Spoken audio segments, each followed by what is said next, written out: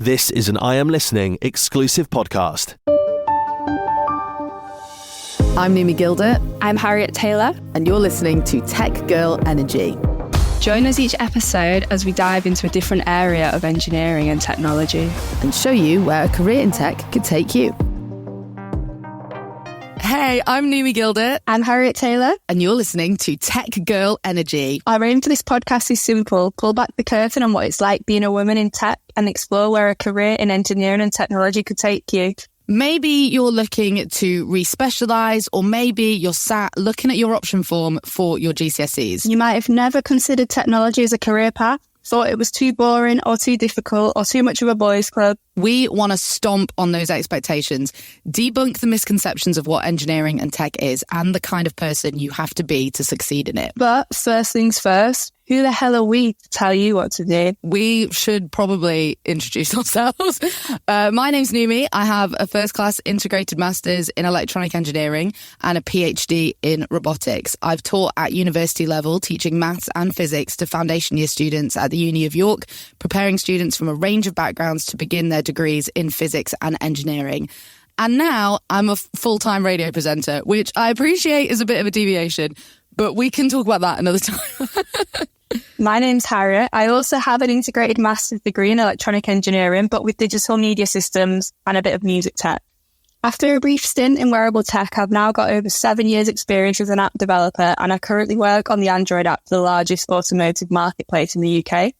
I specialise in user-centric solutions and proof of concepts with a focus on innovation. I've got a big passion for fashion and music and how they fit into technology. So we met each other at university studying for our masters, and we are both insanely passionate about getting more girls into engineering and tech. But you have stayed in the industry. We'll talk probably in a future episode about the leaky pipeline. Yeah. I leaked, I fell out, but you're still in it. So what about your job now and your lifestyle in tech keeps you there? What gets you up every morning, makes you excited about your job? So I know. I just like making things. Right? That's just who I am. And I love having little hobbies like painting. And I don't know, I just always sort of have some project on the go. And I feel like working in tech is kind of doing that, but getting paid. Yeah.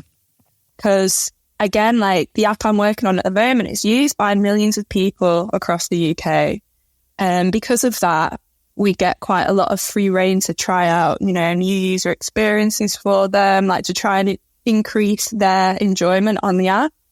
So I think working at a big company on one of the bigger apps is really fun because it keeps you at the forefront of technology and it allows you a bit of leeway to sort of play around. I guess you could do that at a startup as well.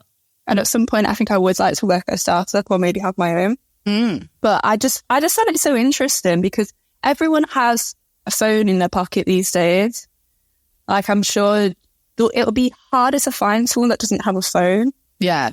Than someone that do you know what I mean? So I just find it so interesting to be able to create something that lives on those devices and that anyone can interact with. And I think a lot of people don't realise how easy it is to get into that space and how many people you can access. Yeah. By just being able to create technology that can live on a phone, which is what I do.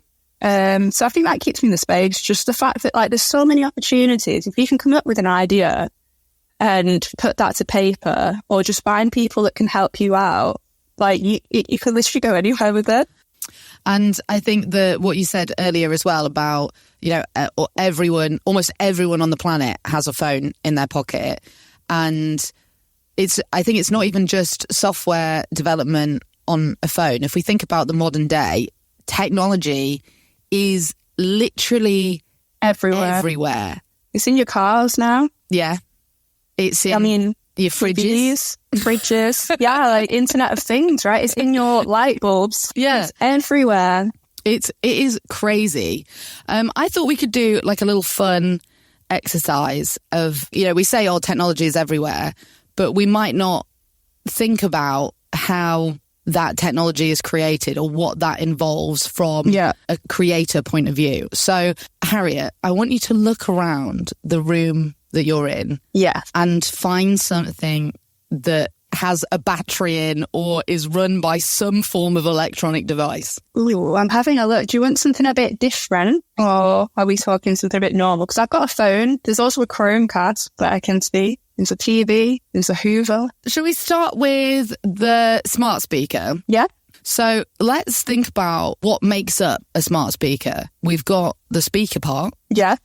So that's audio engineering. You have some electronics there that's going to take a sound wave and drive a speaker to, take a digital file, an audio file, and drive a speaker to release sound waves into the air. So that's a bit of technology all in itself. Mm-hmm. We've got the plug and the cable. So that's I did one module in power supplies at engineering and I can't remember any of it, but it is a whole area of expertise. If you think about, every device that you own needs to be charged, needs to have power. And that is a whole area of how you drive that. There's so much exciting development in that area, with renewable energy, with battery development. Types. Yeah. I got into safe wavelength, hive mind. Hive mind. That's another episode. What else? Can you think of anything? I guess there's also the internal sort of hardware itself of the speaker, right? That sort of turns it on and off. But also, if it's a smart speaker, it will most likely have wireless internet. Yeah. So there'll be that aspect of it. And how it then sort of picks up. I'm guessing if you're using a phone or you might be using a laptop, you might be using Spotify. Yeah. So that Spotify account will be connected also on your speaker. Yeah. So your speaker will have to be able to interpret the Spotify. I don't know how to phrase that, the app. Yeah. And it would probably use something like Bluetooth to send information from your phone to the smart speaker in a message. Yeah. And then, one of the coolest things about smart speakers is obviously you can control it with your voice. Oh, yeah. So it's got voice recognition software. It can, listen to you. So it needs to have a microphone to be able to get that.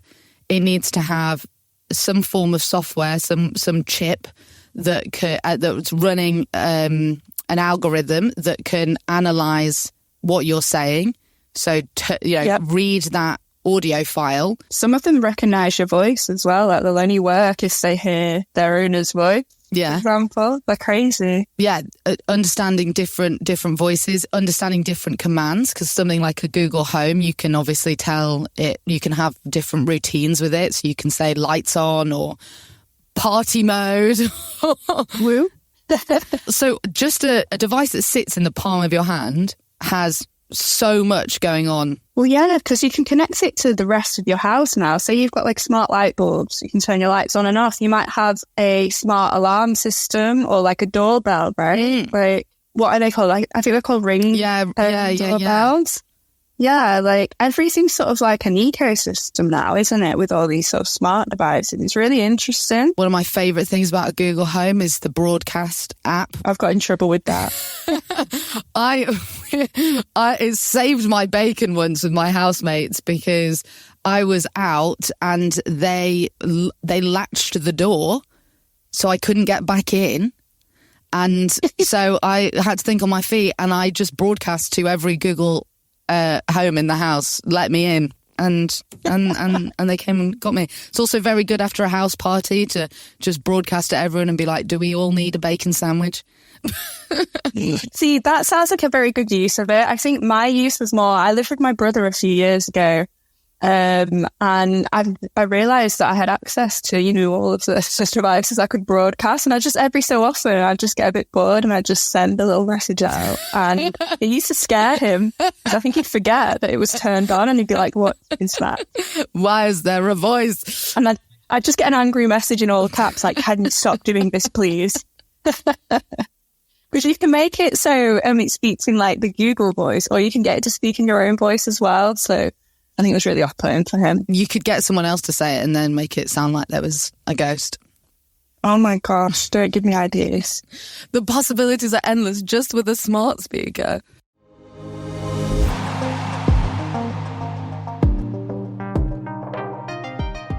I really hope that if you're listening to this, you can go about your day now, and every time you use something that requires power, that has some form of electronic, whether it's your smartwatch or your fridge, even if you don't have a smart fridge, your fridge has electronics in to have a light turn on to tell you what the temperature. You'll have a circuit board. Yeah, exactly. Anything with a circuit board, just kind of think about how, what are the different things that make up that device. I think it's worth pointing out as well that it can be a bit overwhelming sometimes when you see objects, like the TV, like a fridge, and you might just automatically think in your head, like, I could never make anything like that. I bet it's super, super complicated. But when you break it down and you start to think all of the little pieces that make up a device like that, there'll be so many people working on it. Yeah. But, you don't have to know how to make the whole thing. It's just part of the process.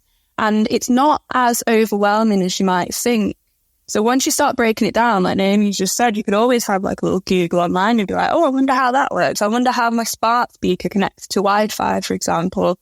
And you'll soon see how simple some of these concepts can actually be and how interesting they are. And one of the things that I love most about being in the tech space is when it's almost like a superpower. When you have even just, because Harry and I are not like experts on everything, You mean we're not? I thought we knew everything from it. To stress that. Even when you have just a foundational understanding, it unlocks this extra universe because you understand how things work, and that can be beneficial in so many different ways. I think that one of the ways it most manifests is if something breaks or if something works not how you're expecting it, if you kind of understand how that device was put together or how that device works, you can understand what's gone wrong. Oh my gosh, I've got a few examples of this. It's not even me. It's one of the engineering directors at work has a knack of breaking things, but fixing them himself. The other day, his kettle broke. And the little flick in the kettle that turns it on and off? That was what broke. He basically deassembled it, made this little wooden peg thing and fixed his kettle. His shoes broke cycling to the office, and he just got loads of rubber bands and just sort of created this rubber band thing to hold them together so he could cycle home. And I just remember listening to all this thinking, okay, this man is an engineer. He's just fixing everything that breaks rather than buying something new. That man is coming up with solutions for his problems. Maybe not the best solution, but I was going to mention as well before, I used to romanticize, which is going to sound ridiculous, sort of being an engineer, working in technology, even just power itself, because I feel like sometimes it can be quite magical, right? If you think of it. Because you're creating something a lot of the time that you can't see, especially when it comes to sort of software. You're turning a light on and off at the touch of a button that's not connected to the wall. If you did that in front of someone 100 years ago, they'd have probably called you a witch. Do you know what I mean? If you think about it from that, you can create some cool stuff, and it can almost feel a bit okay, that's quite magical how that works. But you're the one that knows all of the sort of engineering behind it, and other people don't. Yeah. I think that is fantastic. I totally agree. So I think we've gone on a journey. We have a long journey. Hopefully I've not rabbited on too much. It's been really good. And I think, one of our main aims for this podcast that I hope we've set the scene today is that technology and engineering fundamentally is full of opportunity, and we just want to show those opportunities to you. We just want to open your eyes to what is possible and give you a flavour and hopefully get you as excited as we are. Yeah, because I think it can come across as a very serious topic, but it can be very, very fun And I think we're going to have a lot of fun. Oh, 100%. I'm having fun right now just talking about this. So some of the things that we're going to do in future podcasts, we're going to have guests on from different specialisms. We've talked a little bit today about robotics, wearable tech, about music technology, things that we haven't even touched on, medical engineering, nuclear engineering. AI is a whole other thing that we have not even mentioned yet. Wow. And we're going to dive into those a little bit more to give you a feel of what careers in those specialisms look like. And also, you know, I think what's really important is thinking about what is the end thing that you could be creating and the impact that you can have. Something like medical engineering, you could be creating devices that save millions of people's lives. Yeah, or like if you worked in cybersecurity, you know, Mr. Robot vibes, like you could be solving cyber mysteries, hacking scandals. You could be protecting people's data. Honestly, like the Spider-Man of the internet. Thank you so much for listening. You've been listening to Tech Girl Energy. I'm Numi. I'm Harriet Taylor. And we'll see you next time.